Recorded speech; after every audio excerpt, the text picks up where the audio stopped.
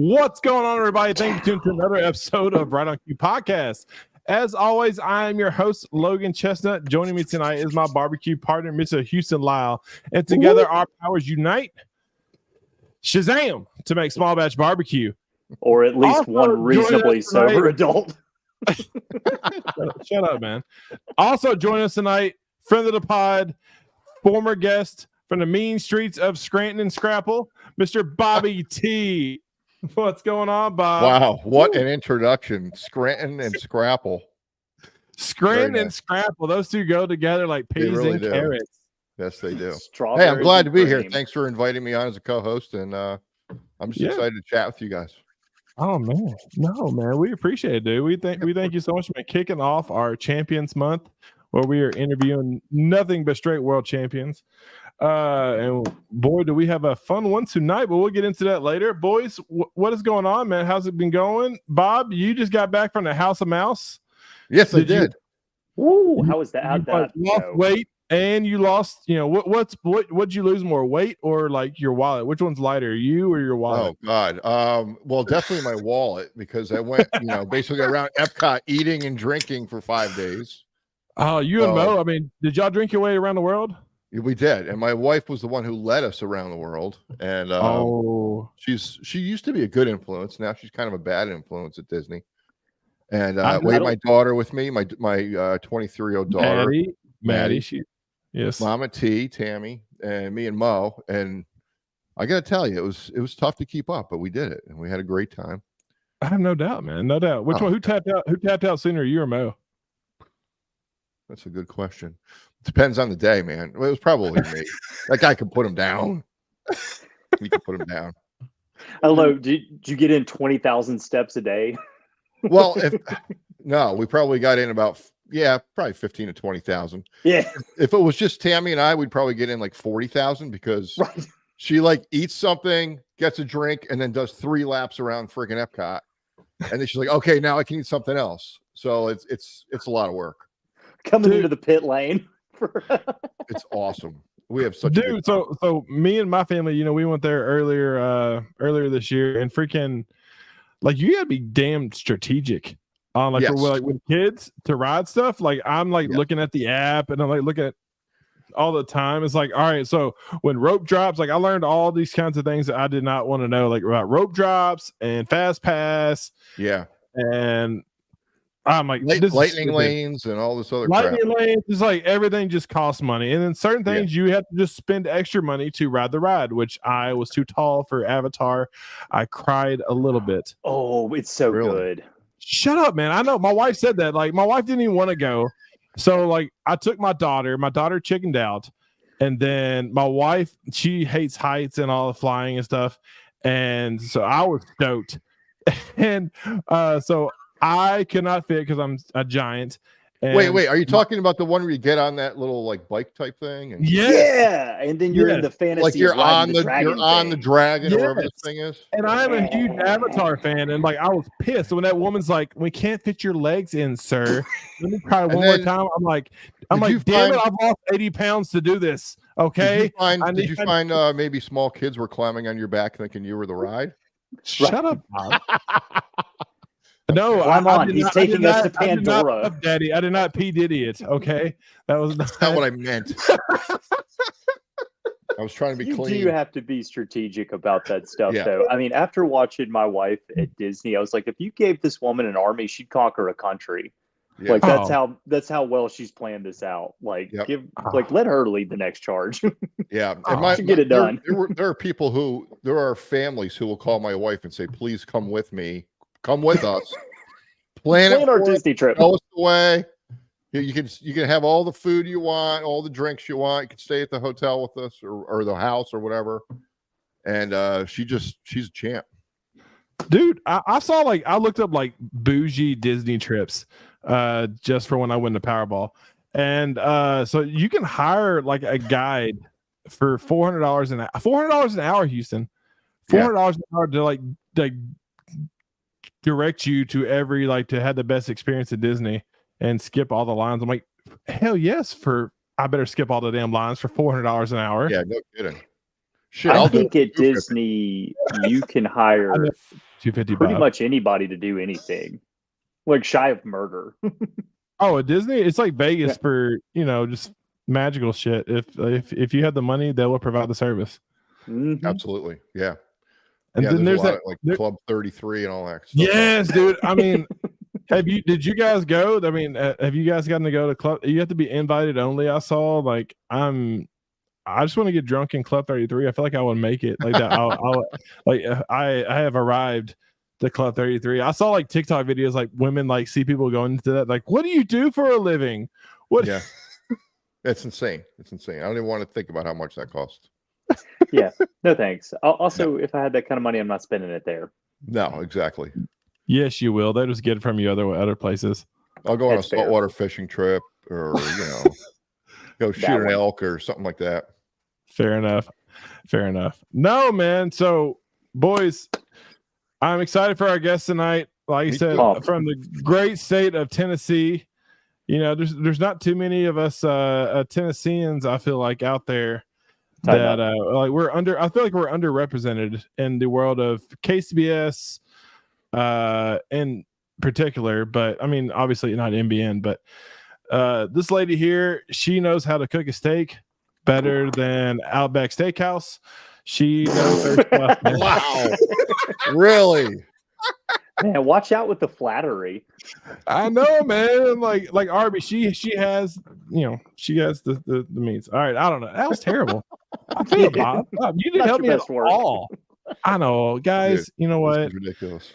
Shut up. I'm fighting. I'm drinking. I'm out. I'm out. Oh, speaking of which, I know. Sorry. Speaking of which, tonight, first time ever, we are. Let's get you guys involved. So for every person I am watching on here, for every person who shares the podcast, me and Houston will take a drink of brown water to the face. Bobby, feel free to jump in. I mean, it's your first time, so I'll give you a pass. But dude, next time, Tuesday night. What are you, crazy? I have work tomorrow. You ain't got no job. You ain't got shit to do. Are you kidding me? No, I'm good. I'm gonna run a damn business. All right, guys. But no, so share the post and see us drink our way through this. All right, guys. Without further ado, let's welcome to the stage the lovely, the wonderful Miss Sunny Lynn Moody. How we doing? Hey. Sorry, that was terrible. I do apologize for that. I'm usually more professional and I have better leading up intros, but I failed. I did. Indeed. Outback Steakhouse was the only. Shut up, man. All right. You know what? I was Outback Steakhouse. We have a problem, dude. I've lived in Clarksville, Tennessee, and honestly, that may be our best steakhouse. Right. She is no bourbon steak at Applebee's, but we brought it on anyway. Bourbon steak or Applebee's? There's two different things there, and about a $500 price range difference. No, doesn't Applebee's have a bourbon steak? Yes, they do. They do. Okay, thank you. Yes. No, I don't know. Get the program, Logan. I can't afford. That's enough about Applebee's. Whatever. All right. Anyways, moving on. Sonny, thank you so much for joining our little, merry band of misfits here. Absolutely. It's about what it is. We're gonna try to reel in the shit show and get a little more professional. I promise. Here we go. Lock it up, Chestnut.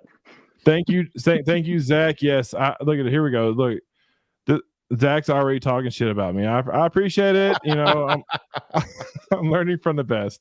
No. So, Sonny, tell us a little origin story of how you got into this wonderful cooking sport. So, KCBS, right? Start off. Yeah, so I actually started off in KCBS. Brisket was actually the first thing that I won in. Surprisingly, that's the hardest meat to master. So, wow. Oh, yeah. Won actually at my first competition. And it wasn't first place, but it was I don't know, 5th or 7th. That was a long time ago. But enough.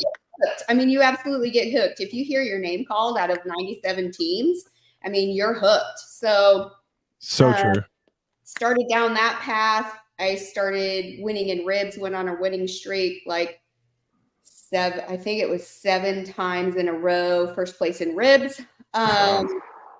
Pork has always been kind of my nemesis. I have won in pork, but I struggle with pork the most. Chicken I've won in a few times.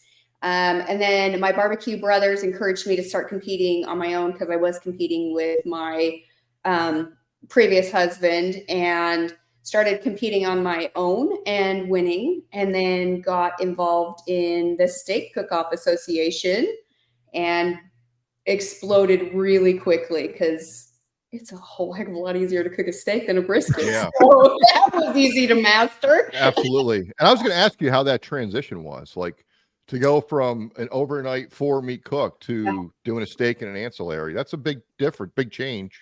It was. I actually truly love doing the 4-meat competitions. It's going to sound crazy to most people. I love doing the 4-meat competitions because I love tending a fire. So have a huge offset smoker. At the time, we had a huge reverse flow smoker. I now currently compete on an offset smoker. I love tending the fire. I love the whole process. I love sitting by it. I love feeding it wood. I love the whole process. So to go to a steak competition was just kind of fun, to just pop up a tent, show up for a couple hours, cook a steak, turn it in, and do an ancillary, whether it was like pizza, burger, tri-tip, whatever it was, dessert. Yeah.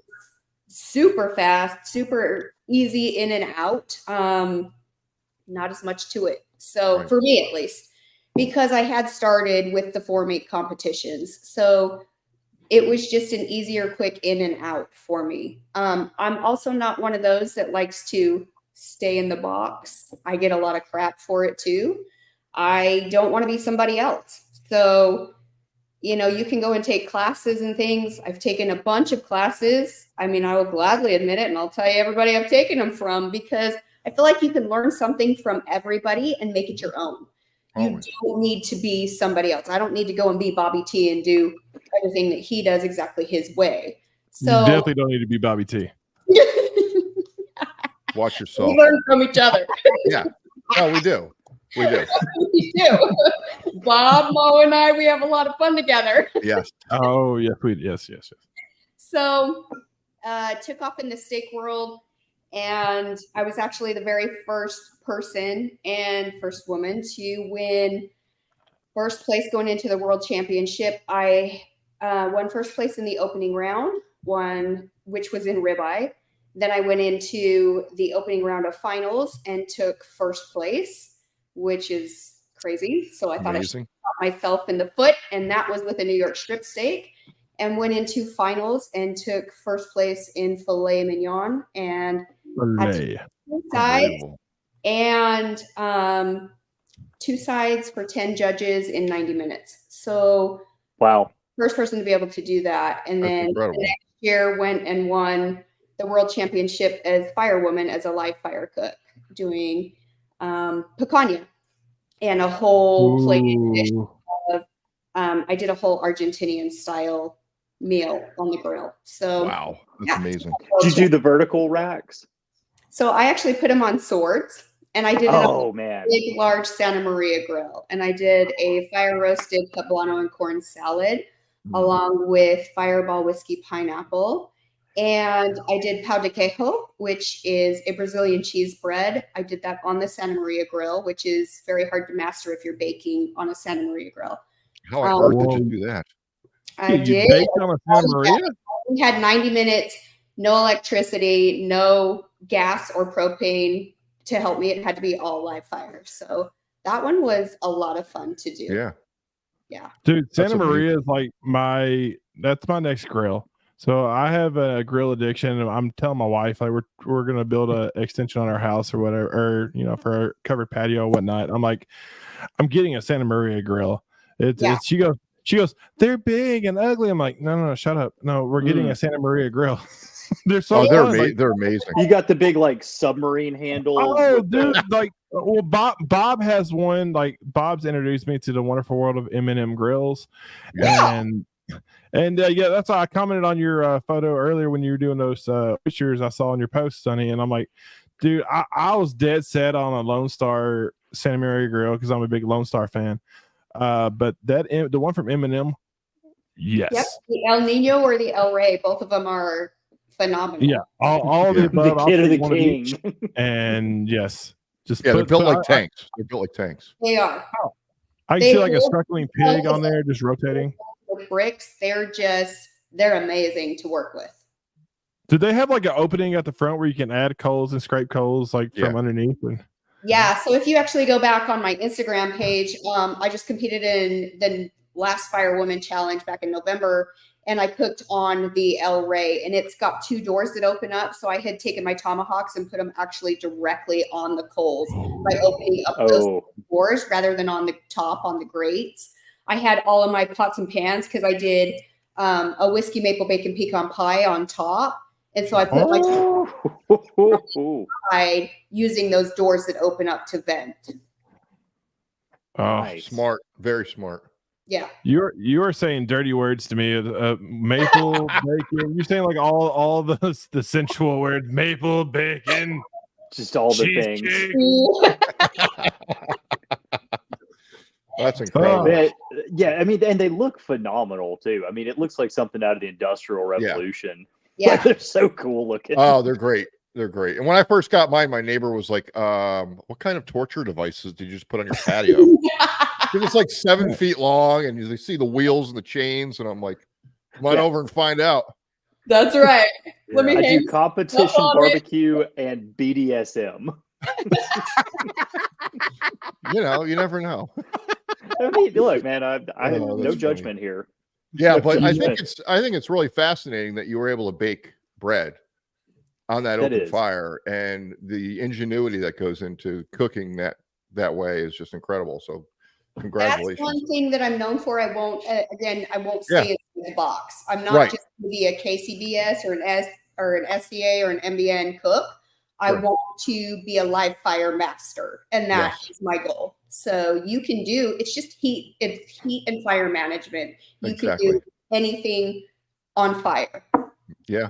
So then you use the Santa Maria style grills for like your live fire stuff. What kind of offset are you running?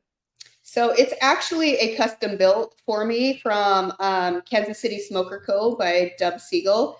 It is, I call her Goldilocks. You can find pictures of her online.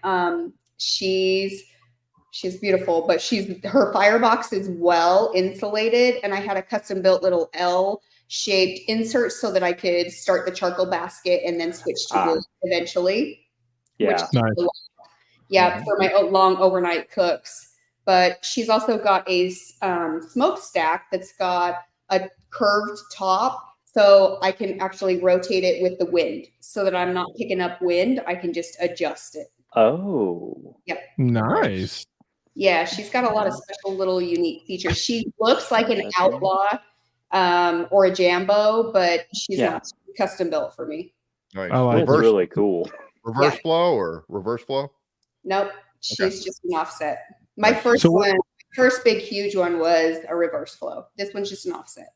Got you. So what do you do for SCA? I mean, obviously you don't use that for SCA. So do you do like PK or? I have competed on 11 different grills in SCA and won on all of them. So yeah, she said hold my tongs. It doesn't matter. What I cook doesn't on. matter. You could give me a little charcoal chimney and some grill grates, and I'll make it work. I like it. Cattle. Dude, she's gonna show up to like the next SCA comp like hobo style with like the grocery store, the grocery cart turned over, and the charcoal. Garbage fire over a shopping cart. Garbage fire. So I was actually teaching a class down in Florida, not this last time, but last year, and we had fire managers that were helping us so that we could teach the class, and my fire manager forgot my charcoal, so my kettle ran out of charcoal, and I was like, well, that's okay, we'll just switch to the fire pit. So I ended up taking all the ladies over to the fire pit and teaching them caveman style. Yeah, I took my little grill grates over there, and I showed them how to use the grill grates directly on a fire pit, and then I also showed them directly on the coals, and I let them taste the difference of the steaks, because it will make a difference whether you do it caveman style or directly on like grill grates or a surface. Yeah. Awesome. No, I mean, I feel like is it almost like, so I'm honestly, I'll be honest with you, I'm not 100% so whenever I met you in Missouri for the Bob and the indoor thing, that was like my first actual like SCA comp I've been around. So I was just kind of walking and just like, oogling or whatever. So so SCA does a lot of people. I saw a lot of Seviers. I saw a lot of PK grills. Like, is it kind of like KCBS where everybody's cooking on like 3 of the same kind of grills, or for majority of it? I would say most people are using a PK or a hasty bake. There's a lot they're using the little M grills, and the Valkyrie is a new one that just came out that's being released. I have a few friends, and I have a tribal fire grill. I mean, there's so many different ones that you can compete on, but for sure, definitely PK, hasty bake. Those are your main ones that you're going to see. Right there. Weber kettles. I mean, people use Weber kettles too. Yeah. Do they really? Yeah. This tough to beat a Weber kettle. Why would you? Of course. I feel like Weber kettle's like the original OG of grills. It's like yellow one. It's awesome. Oh, everybody should own a Weber kettle. They're great. They're great for people just learning how to start and fire manage. I mean, they're great. They're perfect price wise and ease of use. It's like Weber kettles and Traegers are like the intro drug. It's the gateway drug. Gateway drug of smoking. No, I mean, a couple $100 from Lowe's, and you buy. They make pre-made coal inserts where you can run a butt or a brisket on them. I mean, they're more versatile than people for somebody to learn how to start, and then you can get from there if you want to. Right. No. Yeah, absolutely. So if you don't mind, like I said, I know a lot of our viewers, like I said, we're big KCBS fans or just barbecue fans. You're our first actually SCA cook on our show, so thank you for that.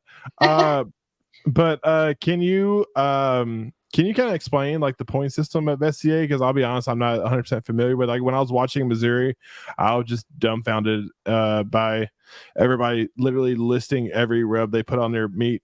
Like KCBS, they'll take that to the grave with them. But up at SCA, they're like, I put on Dale seasoning, I put on Monterey, I put on this and this, and I'm like, they just gave away their whole damn recipe. Gave us their whole cook. Yeah, so that is something that's very unique to the SCA. As I went in and did like whole hog and did shoulder with MBN and Memphis and May and stuff, people keep their secrets secret.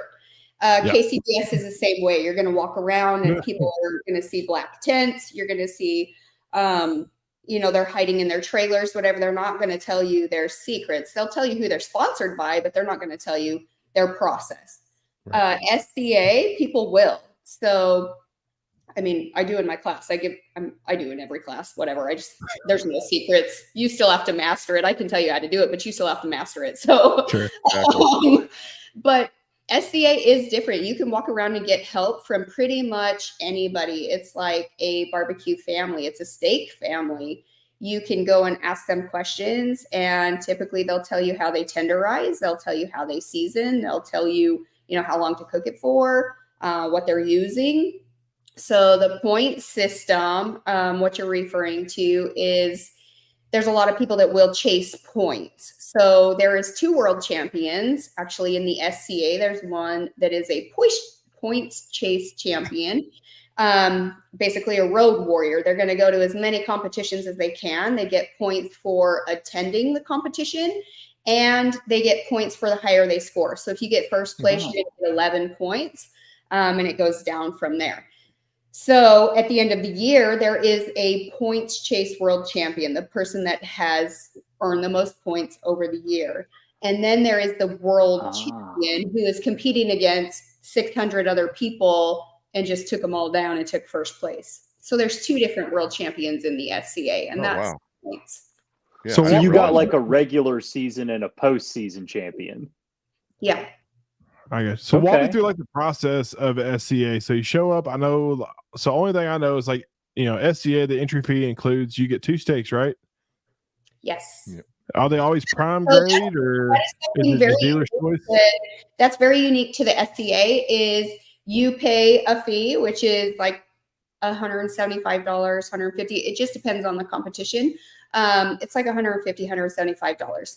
You get 2 steaks that are included. So you do not bring your own meat. You show up, you set up your tent, your trailer, whatever you have to cook out of, your grills, tables, chairs.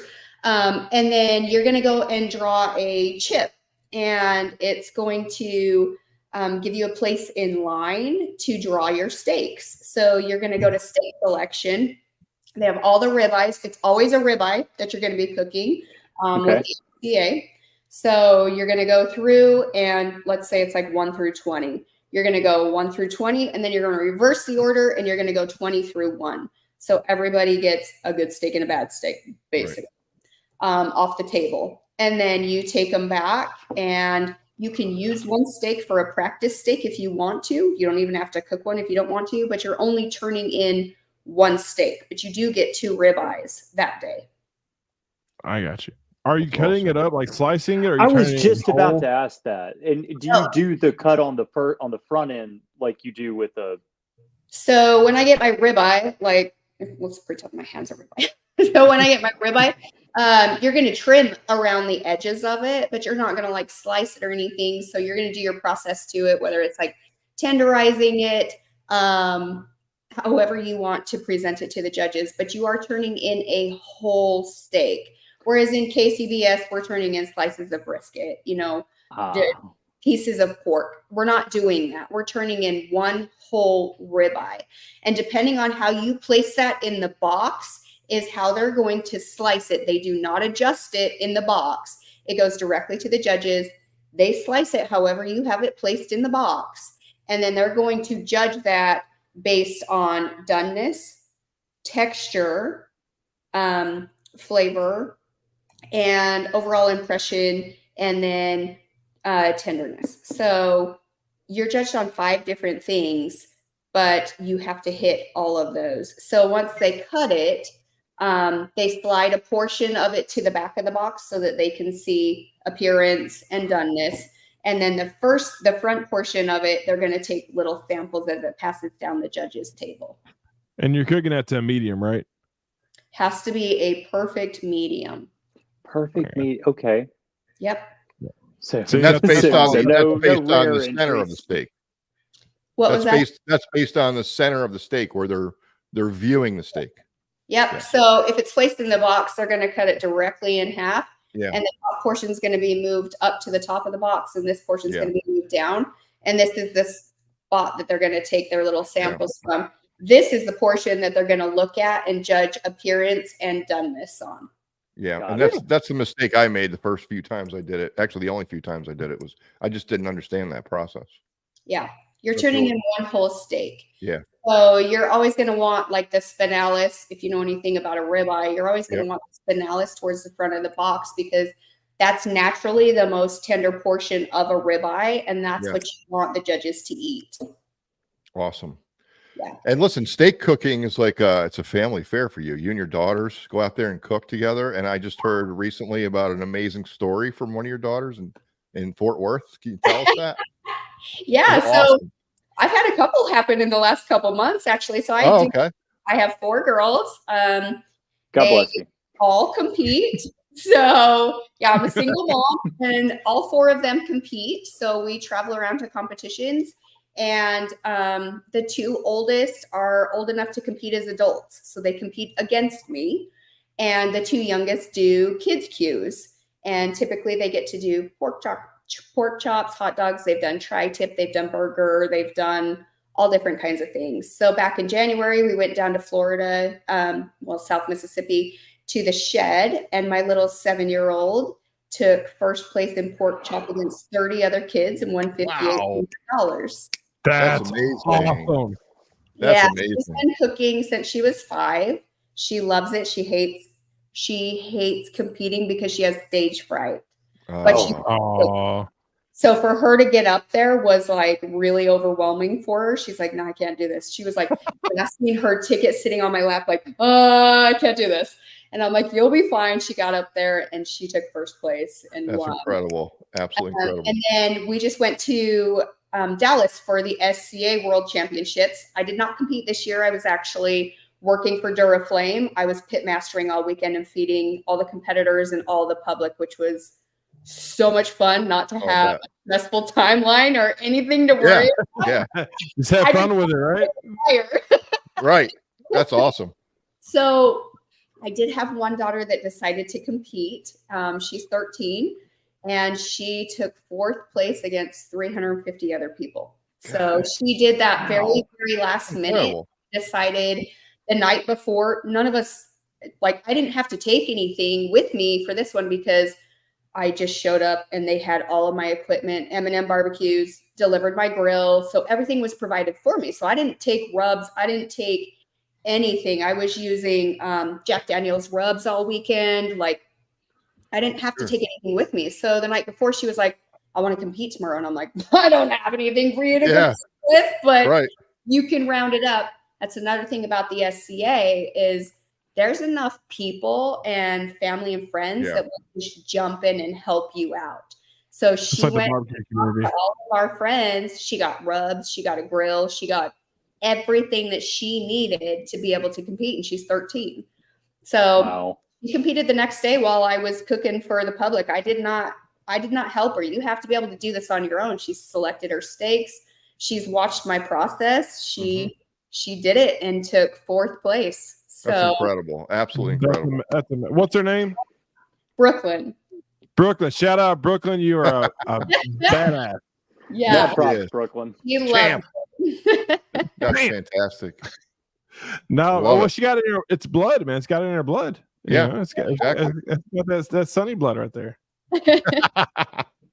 She can work at Outback one day, Bob. Outback. Not Texas Roadhouse. No, that's too bougie. Outback's for the commoners. Longhorns or bust. No. Well, hey, by the way, guys, we got 3 shots. By the way, during the last question, we have 3 shares. So let's go ahead and take it to the head. Are you serious? You're about to take 3 shots right now? God. I'm from Kentucky, Bob. It's in my blood. All right. It's in your blood, all right. It actually is in my blood. BAC.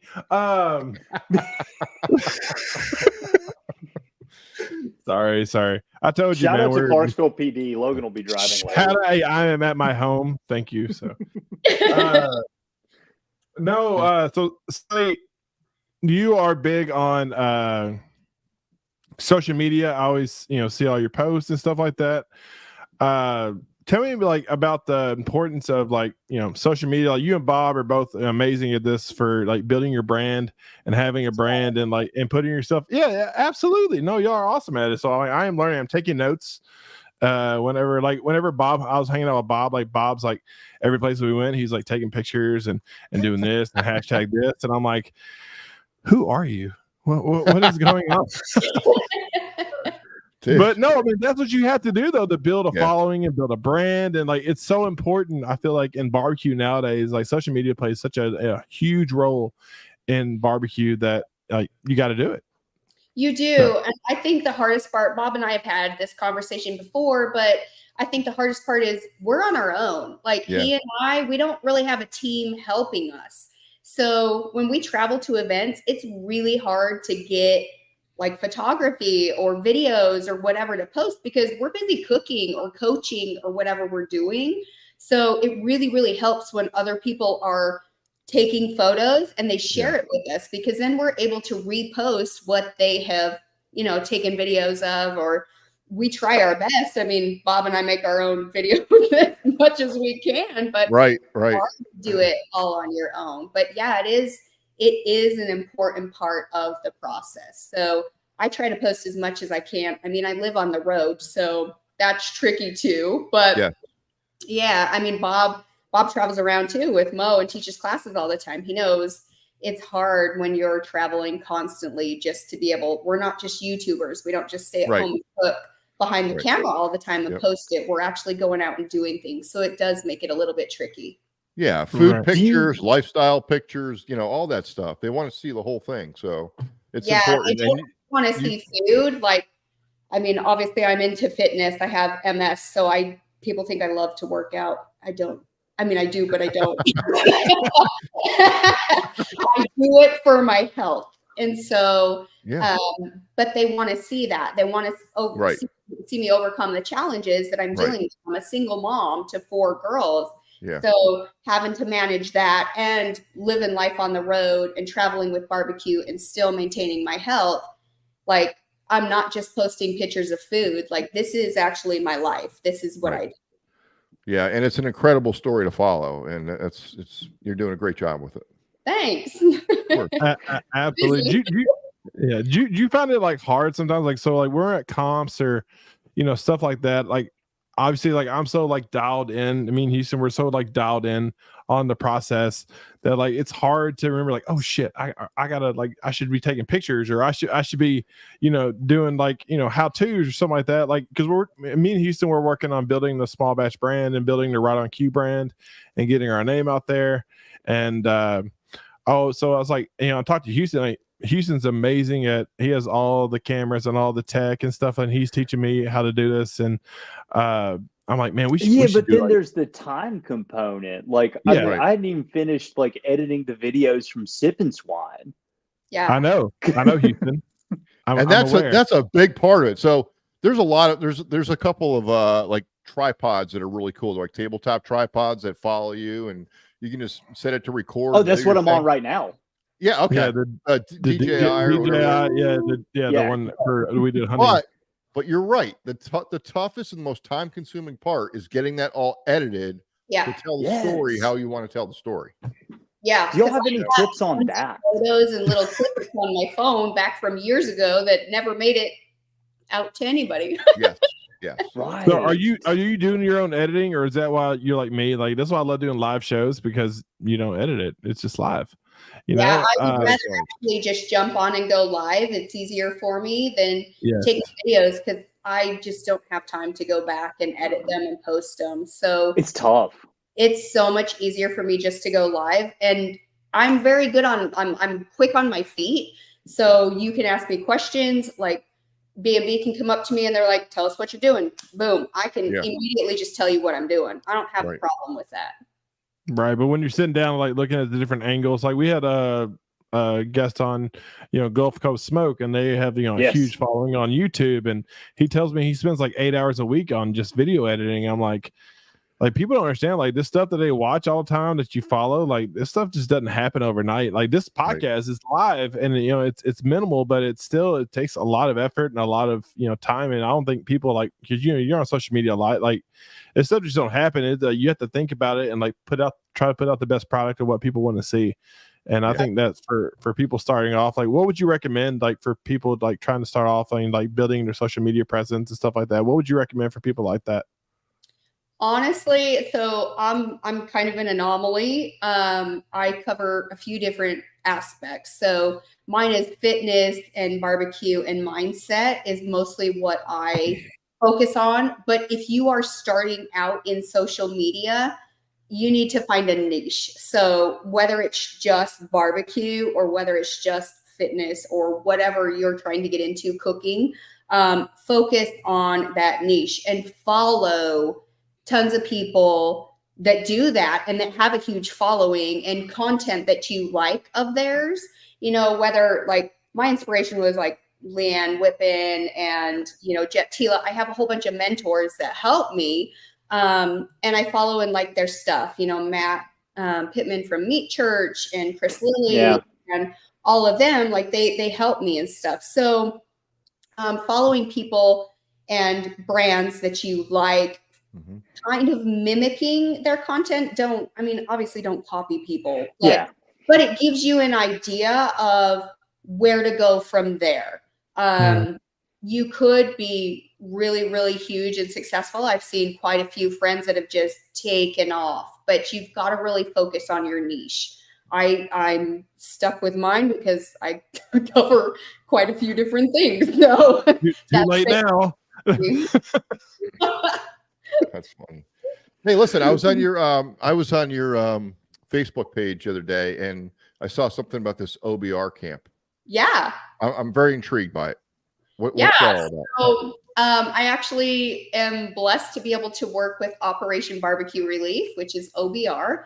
I've done a few events with them. They are near and dear to my heart because my dad is actually a 30-year retired military vet. And thank you for service. Absolutely. What branch? Friends and stuff that are military veterans or first responder vets. I was also in forensic science. I have a biology, a bachelor's degree in biology forensic science. So I worked in Las Vegas as a crime scene analyst. And wait, hold on. That's got to be wild. That's got to be hold wild. on. Back it up. Hold on. In Vegas? Yeah. I can only imagine the stuff you see. You can't just breeze by that. You're a CSI agent. CSI. I mean, you think CSI?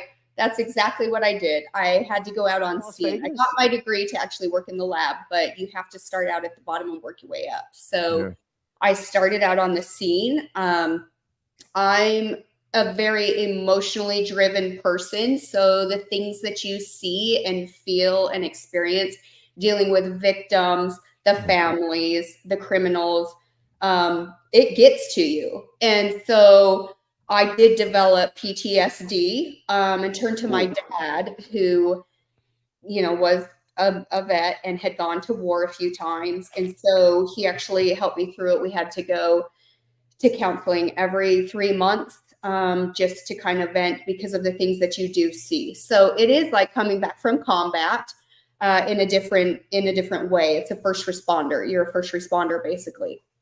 So Camp OBR, Operation Barbecue Relief, has always been like, it's my passion. I love it. I love the organization. I love what they do for people. If you don't know about them, I would highly recommend you looking them up. We turn out in times of need to help people in natural disasters and feed those people that have lost their homes, that are just in bad circumstances, stuff like that. We also do a lot of different things. You were in Clarksville, so my hometown, Clarksville, Tennessee. Last year we got hit by a tornado. Yes. And so like OBR, so my buddy Andrew, A&R Barbecue, they hosted. Trader. They had Operation Barbecue Relief showed up, and that was such an awesome like experience to see them like really roll. Me and him were like cooking on our hit. So he had the big Myron Mixon pellet smokers. Yeah. So we were doing what we could, I mean, we cooked a decent amount for what we could, 12 butts or 16 butts or whatever. We were feeding out to families. And then OBR is like, hold my beer. They roll in, and like I didn't know the mass that they just cook thousands and tens of thousands of meals. And like they're like, this is like a level like 1 or like minor league operation. And they rolled in. It's like they have housing, they have all the smokers, all the badass smokers that you could dream of, they have. And it's an amazing organization, and I am definitely on board. And we need to shout out OBR a lot more on this podcast, because I love what they do, and I can't tell you the amount of appreciation the city has in Clarksville, Tennessee, and Fort Campbell for what they did for the tornado victims, because it was devastating, and people, especially like first responders and stuff, that didn't have food. And fantastic organization. I highly recommend all you pitmasters and viewers to check them out. Sorry, I didn't mean to interrupt you, Sonny. Shout out OBR. Suck it, team. No, that was good. What it's all about. I mean, it's amazing. But now they're expanding, and we are opening up what's called Camp OBR. Fantastic. Sorry, might get a little emotional on this one. It is actually to help veterans and first responders and their families that are overcoming mental, physical, and emotional challenges, because you never know what these traumas can actually do to you. As a veteran, as a first responder, people overlook it because they just think they're there to help.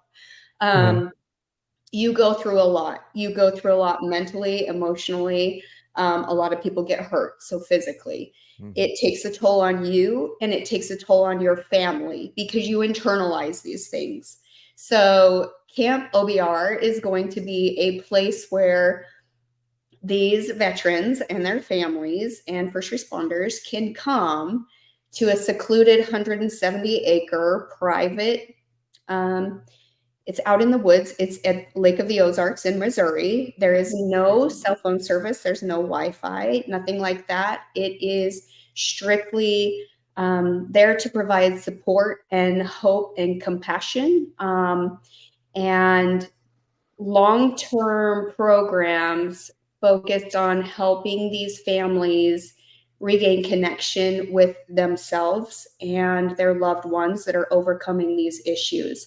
There's going to be kayaking, there is archery. I am actually blessed to be able to get to go and experience the entire camp and be a teacher for live fire cooking.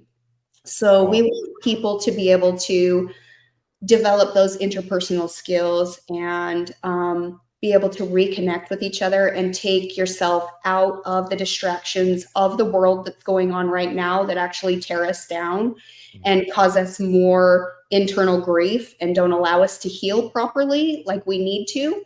And it gives us a way to have an outlet to find a new source to focus on. Barbecue saved my life multiple times. If you go back and read my journey, barbecue has saved my life through multiple events. And I want to help other people be able to feel that love and find a passion in barbecue or whatever they want to go in, whether it's, kayaking or archery or some of these other classes that are going to be offered. So that is something that's going to be released this summer, which is really, really cool. So they're actually OBR is trying to gain the last few funds to be able to finish furnishing these cabins for the families and individuals to come to so that we can start this program and get it up and off the ground. Yeah, that's incredible. Hey, Sonny, and people can donate to this on operationbarbecuerelief.org, right? Yes, correct. Yep. Okay. Fantastic. Well, hey, Logan, can we get the website up on the Kite Runner? Yeah, absolutely. And also, like I said, Sonny, I love to talk to you afterwards. Like I said, we at the Right on Cue, I'm looking for charity stuff to donate to, and do some stuff, classes and whatnot to get together to donate to charities such as that. So I'd love to get with you and figure out how we can help on this podcast as well. Yeah, absolutely. But yeah. Wow, that was powerful, guys. That was powerful. That was beautiful. Thank you for that. Right. That was fantastic. I mean, I feel like moving on. This hobby is very internal, and I appreciate you giving something that gives back to the community. Honestly, that was amazing, and thank you for sharing that. And I'm excited. I'm gonna look into that for sure and see how we can help as Right on Cue and Small Batch for sure. That's my new focus is actually helping other people succeed in a new area, stepping out of your comfort zone. So I teach a lot of all women grilling classes. I have quite a few coming up. I teach backyard full menu classes because people think of barbecue as just being meat on a grill. But as you heard, you can cook, you can bake, you can do vegetables, side dishes, all different kinds of things on a smoker or a grill. So my initiative is actually to get more smokers and grills into people's hands so that they can learn how to feed families and feed their friends, because food brings people together and that's how you form friendships. So amen, sister. Amen. Yeah, I love it. And so I love helping women get more involved too, because a lot of women are intimidated in the barbecue world. They're not willing to ask, their husband or partner or boyfriend, whoever, to help them because we feel intimidated. Sure. So if they can feel empowered, like they're able to do it as well, it's great. I mean, it's so much fun. Weren't you just at a women's grilling event down in Florida? One of my Pizzaiolo buddies, Shannon Morgan, was down there, right? Pizzaiolo. Yeah. He was trying to work that into the show. I saw her. Like, how can I fit it in on my Pizzaiolo? Hell out of here. Yeah. It was cool. 5 different stations. There were 5 different women on 5 different grills, because not every grill or smoker is made for everybody. You've got to find what works for you and how you're going to use it in your backyard. Yeah. So being able to show them the different recipes, they're going home with a lot of different recipes, but they're also going home with a lot of different knowledge. Okay, I like a charcoal grill. Oh, I'd much rather prefer a pellet grill, or I'd like to start off on a gas grill or a flat top. I mean, showing them the versatility of the different ideas and what they're going to feel comfortable with is the goal of any class. Absolutely. Absolutely. I love it. So, Sonny, transitioning kind of out of some serious topics, let's get a little fun here, okay? Because this is a fun show, and let's go. So I always love transitioning out. We haven't collectively had 30 shots of bourbon. Yes. I'll call that a Tuesday. Thank you, Houston. So, I sound like an alcoholic there. Thank you. So I love asking our guests these questions. So when we talk about barbecue, because like you've done a lot of KCBS comps, you've done SCA comps, you've done MBN comps. Everybody has great success stories, but like every gambler, everybody has failure stories. Tell me one of your more entertaining failure story that somehow turned out good at the end. Oh. Or just a failure story. We all like the failures. Yeah, I was about to say, or just spun into the ocean. Or the train wreck. Honestly, how I got started into barbecue was lighting a grill on fire. So, a pellet smoker, no doubt. I grew up with Dutch oven cooking and cooking over live fire. So I never grew up with a grill. She can't push the button. Yeah, I had to be able to push the button. Like my previous husband was like, well, he did all the grilling and stuff, and he had the meat ready and everything. And he's like, just go put it on, because he wasn't going to make it home in time. And so he was like, just push the button and let it smoke and then put the meat on. And I did that and came back 5 minutes later, and the entire thing was in flames, and I was like unplugging it, trying to get it away from the house, and I'm like, this is not okay. This is not throw bourbon on it. Finding him, and I'm like, the smoker's on fire. And he's like, well, there's supposed to be a little bit of fire in the bottom, and I'm like, no. Turn it around, and it's like, and he's like, yeah, that's not normal. I'm like, I only pushed the button. That's not right. Oh my god! We hadn't cleaned it out, and the auger got stuck, so it was a big combustion. But you know what? A lot of people in that instance, I mean, that was my first time like really working with a grill. You would have stopped. My wife would have shut it down. Yeah, I would have been scared to death to like never grill or smoke again. I'd have been like, you're crazy. I'm not doing that. A lot of people are like that, but honestly, I was like, oh, I'm going to master this dang thing. Here we go. I like it. That Mamba mentality, baby. That Mamba mentality. That's what we talked about on the show so many times. Like, you got that killer and say, like, okay, I see you. You. Yep. Yeah. I think the moral of this story is it's his fault. Inside me where I'm like, this is not his fault. Sonny, it's not your fault. It's his fault. Yeah. It is. My takeaway from this story is it's his fault. Yes, 100%. Yep. So it was not my fault. Sonny always cleans your grills after every cook. Clean your shit. I said it, Sonny said you don't have to. It's okay. I understand. It's all good. Except for that one grease fire we had in Alabama. Whatever. Our meat was already off. That's their problem. Hey, I actually do clean my grills, and a lot of people, I take a lot of flack for that because people, on social media, I'm sure you guys get it as well, but don't clean your grill. It adds flavor. Oh That's my God. not true. Please, people, no. Please clean your grill. Yes. Please. The acrid buildup, you will get awful flavors. Like, please, you'll get grease fires. All different kinds of things can happen if you do not clean your grill. Please clean your grill. Dude, doesn't add anything but fire liability. Exactly.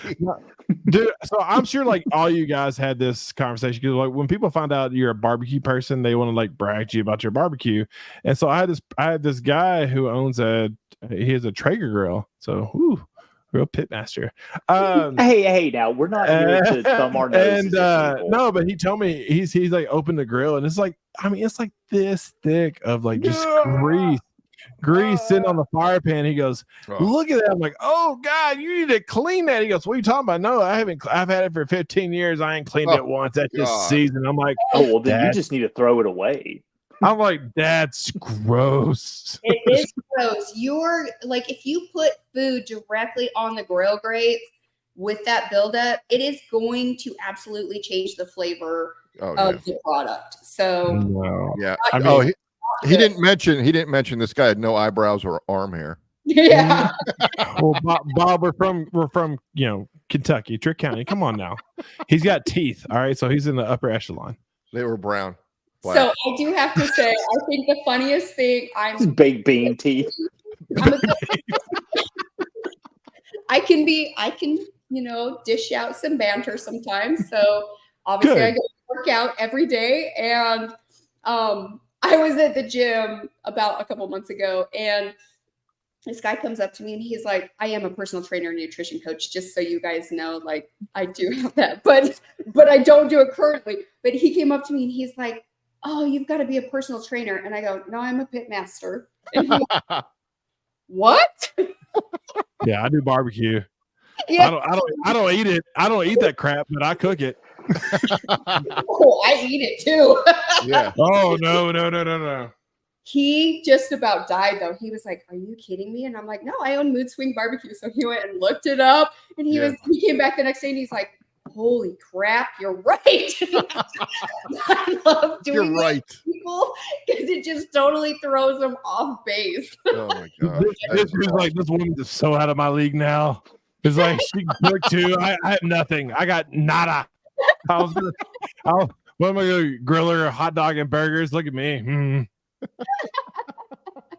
Shoot your shot, bro. I don't get invited to things. Like they're like, I can't cook for you. And I'm like, I'm just normal. Like, yeah, right. Eat normal food. Sonny, so I have Bob and Mo come down, for deer season, and like I'm like, all right, I'm gonna cook them a meal. And my dumbass, I cooked them ribs one time. I'm like, I literally just cook ribs for Bob and Mo. I'm like, A, that's not what they want to eat, and B, like Bob and Mo just laid down this like spread of like just amazing food, and like I'm over here like, yeah, ribs. Well, listen, your ribs were pretty good. I mean, I did like the sauce on them. I mean, it was bargain brand sauce, but it was my sauce. It was just my sauce. No, you did a good job. Even though you actually had me. I will not be cooking ribs next year. I like no joke. Like me and my wife had this conversation. Like Bob and Mo come down. I'm like, all right, I got because it's part of deer camp. That it's I don't make Bob. So Bob, like his other deer camp, they make some like cut a rick of wood. Like for me, I'm like, no, you come to deer camp like everybody cooks a meal. Like it's part of your job. Absolutely, that's normal. You totally have to help clean up and you cook a meal. And what are you cooking us this year? You'll find out. You know what? Okay. You'll find out. I may be cooking some. I may be cooking pizza. I got a new Alpha oven, so I gotta catch one of those. I'm gonna have Bobby. So now we're gonna try to do. Hold up. You just said that you cooked ribs for Bob and Mo, and now you're gonna he's gonna cook pizza. This guy out of his mind. Pizza. This is going well. You better pick another subject. Shut up, Sonny. All right, ruining my confidence. Thank you so much. Take him down a peg. I am cooking Bob those Lunchable pizza makers. You know what? My daughter made this Bob pizza. Like it. You'll like it. We're gonna put that live on Facebook. This is just Play-Doh. Play-Doh. Little stampy all y'all can just kiss my ass. All right, just God. They'll be so drunk on bourbon that they'll be like, "Oh, it's good. It's good."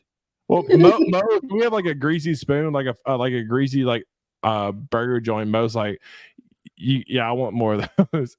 That's all I wanted was like the greasy burger, like which I love. Shout out Farrell's. It's so good. It's so good. But I mean, whatever. I don't care. It's a good burger. It is a good burger. You guys also put mustard. You put mustard in your chili down there. You like it now. Hey, Sonny, have you ever done that? You put mustard in your chili? I have tried that before. It is delicious. I mean, it's okay. It's fine. But if you're into that. Wow, that's your way of letting you down. It's like, oh, he's nice, but he has a nice personality. Well, I tried mustard sauce. It's okay. It's nice. It's fine. So a thing with chili. I mean, I have a thing for chili. I mean, beans or no beans. I like heat. So like mustard just doesn't do it for me. I gotta have heat. Yeah, spicy mustard. Spicy. Well, and if you have a mild chili that has like just no flavor to it, the mustard really brings out. Yeah, flavor. Absolutely. I can totally. But if you have a really good chili in front of you, you don't need mustard. You don't need it. No, but that's just like a good steak or a good brisket. You better not need sauce if you've got a good steak or a good brisket. Yeah. Right. Like I'm not putting Heinz 57 on Sonny's steak. You know, you're not putting anything on my steak, or you're gonna be in trouble. Oh, no. See, like Bobby's steak, I put A1 on, but it's like for you, I will not put any. Whatever. Shots fired. I never made you a steak. I think we should all just have a steak cook-off. We could do that. We should absolutely. I'm going to Outback and getting one delivered. And we'll do that and ribs. Oh no, because I like my ribs. I'm on a slump right now, Sonny. It's a soft spot for me. Okay, I talked about I'm on a soft spot. We don't talk about ribs on this show. Thank you, Sonny. Okay. We don't. Okay, we'll bump it up. We'll go to brisket. We'll do a long. Okay. I'll do tri-tip. I'll do Santa Maria. No, I mean to me, like mustard. Come down to Sonny. You're invited officially to deer camp. You ain't got to hunt. We're gonna cook, and we're gonna have a cook-off. Me, you, Bob, and Mo. We're just gonna do a cook-off. Do it. No, watch her show up at deer camp and smoke the biggest deer out there. Oh, we'll talk about biggest deer. That's another show. Last year. That is another show. The tag team deers. No, no. Dude, I gotta make it to deer camp this year. You got to. Well, I had duck hunting last year. Was at the same time. Yeah, I'd already committed to a duck hunt. Duck to the deer camp, and we could make duck tacos. Oh, I got tacos in the freezer. I love duck. I love duck too. And as long as you don't eat like raw deer liver or like drink blood from the deer carcass, you're good. Try not to. That has happened. No. All right. So moving on, Houston. What do you think, man? You'll do the meat Rushmore? Yeah. Go ahead. Sorry. Moving on. I was thinking about like blood carcass and stuff. Moving on. Caught Logan in a bloodlust. Moving on. So we're going to get censored. Who's censoring us? Zuckerberg. Zuckerberg's a big advocate for this show. All right, what's meat Rushmore? What are you guys talking about? Yeah, it's like Mount Rushmore, except meat Rushmore. So when you think of barbecue success, Sonny, who is on your meat Rushmore? I'm trying to set you up, Houston. This wasn't my question. Oh, that's hard for me because I have a lot of people that I really look up to. So Leanne Whippen, definitely for female. She's been a great friend and a great help. Chris Lilly for sure. Best white sauce ever. Yeah. he's been amazing. Darren Worth, he has helped me a ton in barbecue. And I don't know. There's a lot. No. Leave a lot of names. I'm putting you on the spot, girl. I've been like cupcakes all day. I got to put you on the spot. I know, right? That's hard. That's you don't want to leave anybody out. That's the tough part. You need like 15 people on your mountain. You do. You need like. I know. That's what I know. I limit it to 4 because you know what? It's 4. So you got 3. Sterling Smith and like the grill. They're my barbecue brothers that helped me get started from the beginning and have been there for me no matter what. The day ones. Grill, the self-proclaimed Jay-Z of barbecue. Yeah, he and I, we're tight. We're brother and sister. We're tight. And Tuffy Stone for sure. I mean, he's helped my daughters a lot, and he's helped me. So yeah, there you go. That's fair enough for right now. Fair enough. That is Sunny Moody's Meet Rushmore. Hey, on a totally unrelated question, what are you guys listening to at these comps? Music? No music? Play mix. So like, yeah, I put music on and rock out. I mean, did you see the video of me dancing? I just break it down. I saw that, man. Not bad for the white girl. Not bad. I saw a little. This is the whitest human being on God's earth. I still break it down. So Sonny's actually met me, actually, so I can say this. Now, like, I'm a giant, and you know what? I break it down to 6 a.m. to dance music. I don't care. I do what I do. I don't care either. I'm just going to be me and have fun. So, dude, I am playing nothing but Spice Girls and Taylor Swift to the next competition for all these haters. Okay, that's wow. Yeah. No, I'm doing it. I don't care. Remind me not to come visit you. ABBA, nothing but Dancing Queen for 8 hours. I will come and video it. We're just gonna listen to Vanga Bus because apparently we forget to. I'm wearing my GoPro next time. No, all right. So last two questions. Like I said, we always ask everybody on the show, if you could change one thing about competition barbecue, what would it be? That everybody's trying to be like everybody else, branch out, and I think you should have unique things, unique flavors. You shouldn't try to copycat other people. Everything should be unique. I feel the same. I wish you could do a little more chefy stuff. Like, that's one thing, like World Foods and SCA with the ancillaries, that you can really kind of like, peacock feathers fly. Yeah, but it doesn't even have to be like World Food, extreme chefiness. Like, if you want to turn in peach habanero ribs, or you want to turn in a dry rub rib, why not? Why can't you? Like, everybody's got to do the same. I'm not going to mention names. Flavor profiles.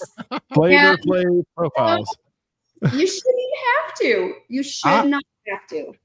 I should be able to turn in Alabama white sauce chicken thighs. That's all I'm saying. Sure. Why they not? are delicious. If you mastered your cook and you turned in the chicken, you should be judged on that. Preach, girl. Preach. I'm down. I'm here for it. All right. So I have what's going on this year? What are you up to? I know you're doing the OBR thing. How you got classes coming up, or what are your goals for the year? I do. So I'm a chef, so I actually travel around and do a lot of chef events, and I'm a recipe developer. So that's basically what I do, is recipe develop and chef events. But then I'm also working with Duraflame. I'm doing some stuff for Jack Daniels for their charcoal line and seasoning line. And I'm also teaching classes out of Ace Hardwares and doing demos on different grills using B&B charcoal. And then I'm also working with a few different grill companies to teach all women grilling classes, backyard full menu classes, and competition classes. So mainly that's what I'm focusing on. I'm not doing a lot of competitions this year. I'd rather get more people in their backyard grilling and help others succeed. I don't have anything left to prove. I want to help my girls succeed in grilling if they want to, the ones that do. And I want to help other people. So that's basically I love that. goals for the year. Yeah, that's fantastic. They'll be being released as they come up. I'm going to Kansas in 2 weeks for a whole entire week. I'm going to a butcher shop, and they're teaching me how to break down whole half a cow. And then I'm also going to be teaching a women's grilling wine and steak night. And then the next day I'll be doing full backyard menu, which includes appetizers, entrees, sides, and desserts, all on the grill. And then the Sunday I'll be doing a competition class. So that's a busy schedule. It is a busy schedule. I won't be at Memphis in May this year. A lot of people asked if I'll be at Memphis in May. We took third in shoulder the last 2 years ago. So that was awesome. I won't be at Memphis in May. I'll actually be teaching in North Carolina that weekend. So yeah. Bob and Mo are going to hold it down this year, man. Bob and Mo are going to I'm there. Yeah, I'm there every year with Heath. Yeah. Yep. No. So I'm living on the road basically right now. Yeah, you definitely are. Well, you know what? That sound notifies it's that time of the show, man. It's that time for the Brothers Cube Barbecue Spot Lightning Round. Sonny, we're gonna ask you a list of questions, little one hitters, nothing too serious. So just don't think about it. And Houston, take it away, buddy. Okay. Yeah. So I really want your thoughts on Middle Eastern conflicts, right? No, I'm kidding. War in the Middle East, religion, politics. We know all three now. Yeah. Favorite thing to cook at home? Oh, that's hard. Tri-tip. Nice. Yes. I'm on board with that. Me too. Favorite category to cook in a comp? Anything beef. Anything beef. Mm-hmm. Oh, what's one thing you've always got with you? Can't be Thermapen. Insulated gloves. Okay. Fantastic. What's one thing you know now that you wish you did at the start of this? At the start of my grilling barbecue career, your barbecue journey, I would say that you can actually cook anything as long as you learn how to manage fire and heat. Don't limit yourself. That's fantastic. Mm-hmm. I love that. All right, walk up song. Oh, that's hard. I don't even know. Come on, Sonny. I don't know. I really don't. Slayer. Yeah. Oh wow. Slayer. Metal. Damn. I wouldn't have pegged you. Wow. From Slayer. Low-key Dimebag Daryl fan. I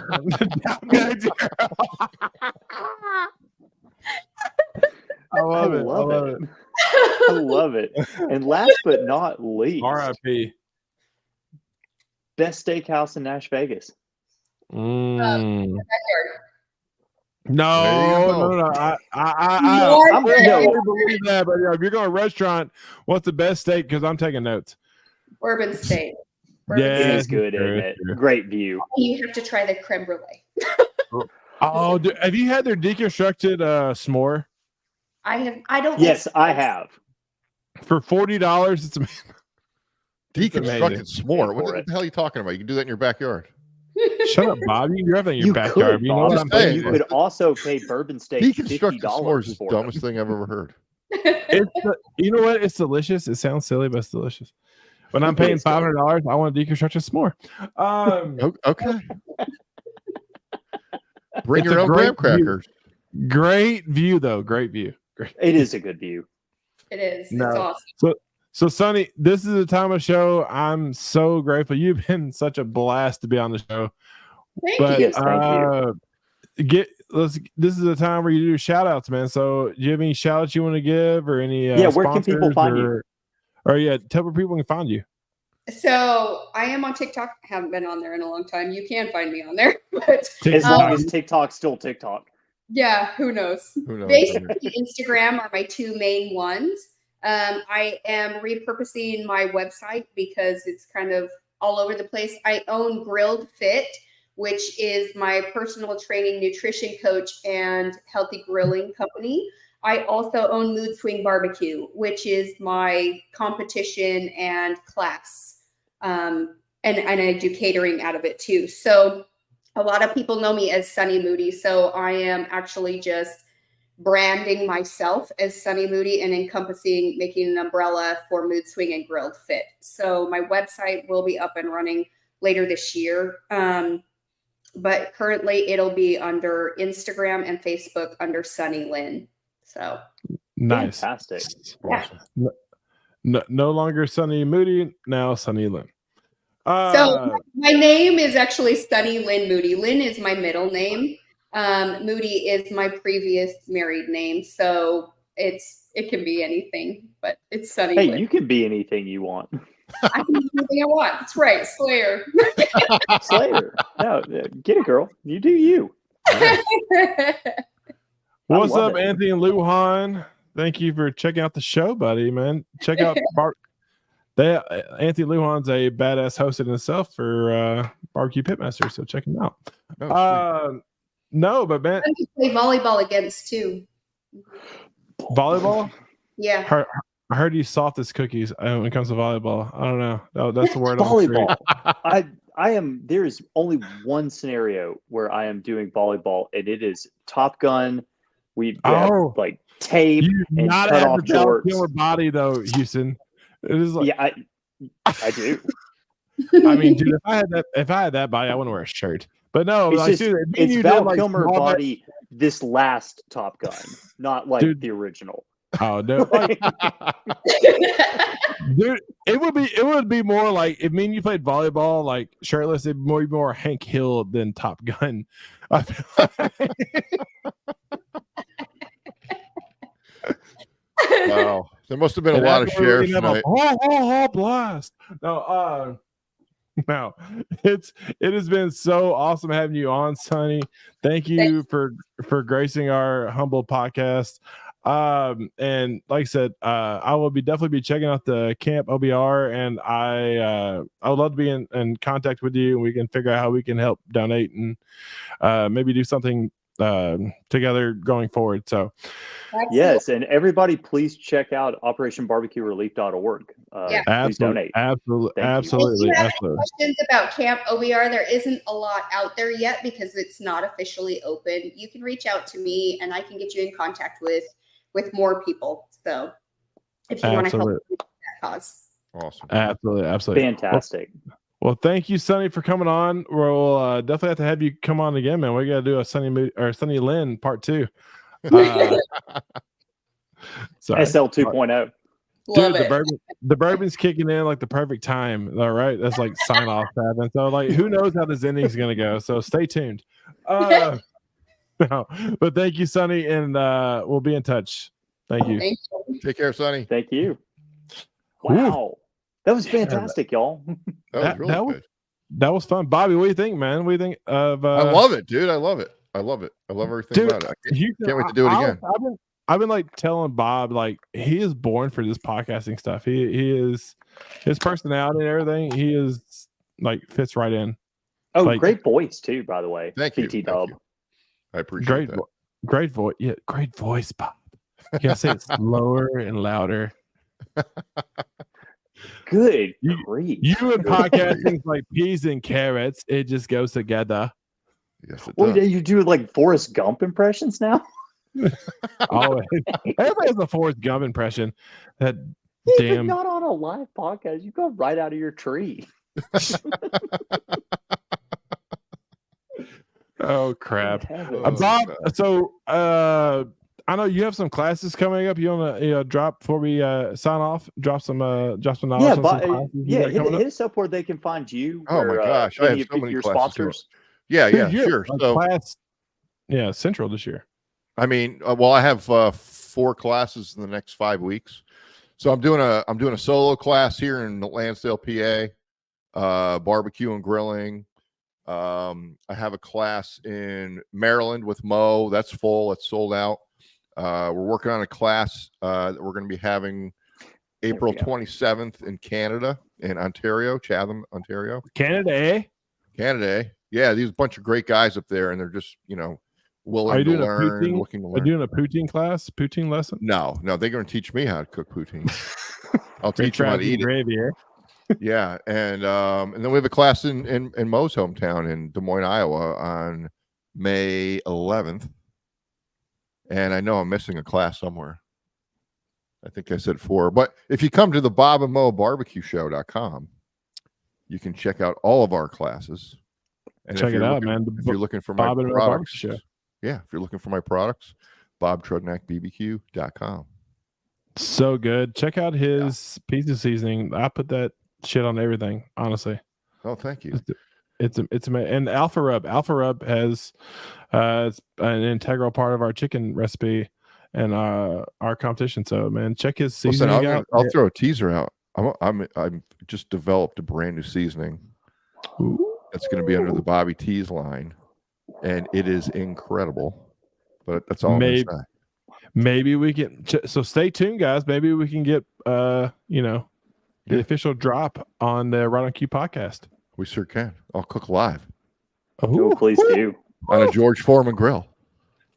Oh, right here at my desk.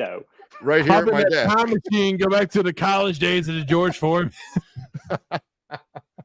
No, but guys, thank y'all so much for tuning in tonight. It was a blast. You'll be seeing a lot more of Bobby T on the show. I mean, he's too good not to bring back, right? Too good. You so much. Thank you. Too good. No, guys, but until next time, when it comes to barbecue, make sure you're always right on cue. See you guys. Take care. That's all, folks.